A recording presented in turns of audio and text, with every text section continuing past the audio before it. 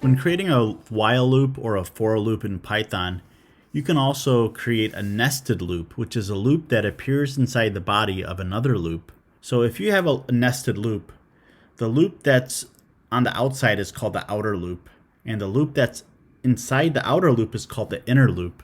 It's pretty simple to do. Let's try out an example in Python and see what it looks like. So to create a nested loop, I just need to create one loop and then add another loop in the middle of it. So let's create a loop where we just count to 10.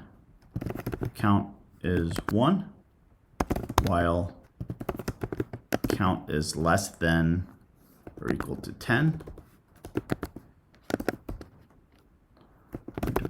Print count and increment count so that the value of count keeps growing so that it eventually makes the condition count is less than or equal to 10 false. So say count plus equals 1. Okay, we'll run that program. There's a count from 1 to 10. Okay, so we can have another loop inside this loop. So let's create another variable called var and set that to 1 also. So while this variable var is less than 4,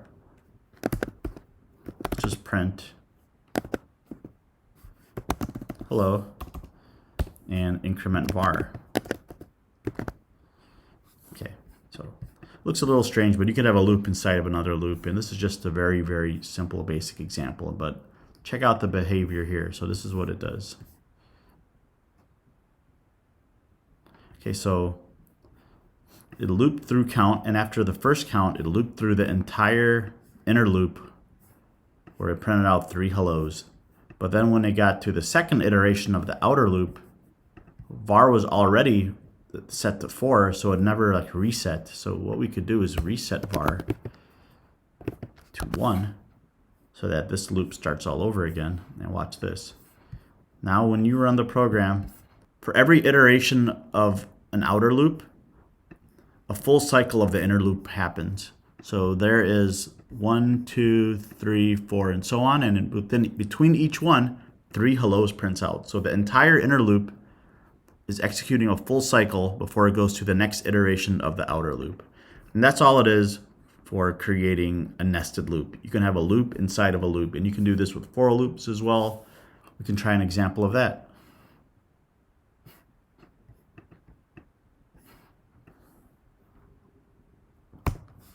Let's create a list. Items, chicken, beer, and mashed potatoes. Create another list. Stuff, shoes, watch, and phone. Okay. For I in items, we're going to print each element of I, and then inside that for loop, or for S in stuff, print each element in the stuff list. And it should do the same thing. And for each one item in the outer loop, it'll print out the entire list of stuff that we have. And so let's see, we print chicken, the first item in items.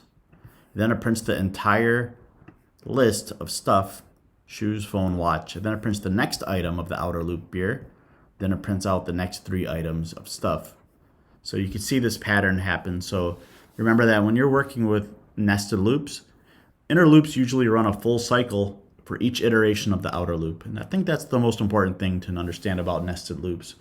And you can even have another loop inside the inner loop and have like triple nested loops and quadruple nested loops, but the more nested loops you have, it'll actually degrade performance in your program. So at the most, try to limit it to 2 levels of nested loops.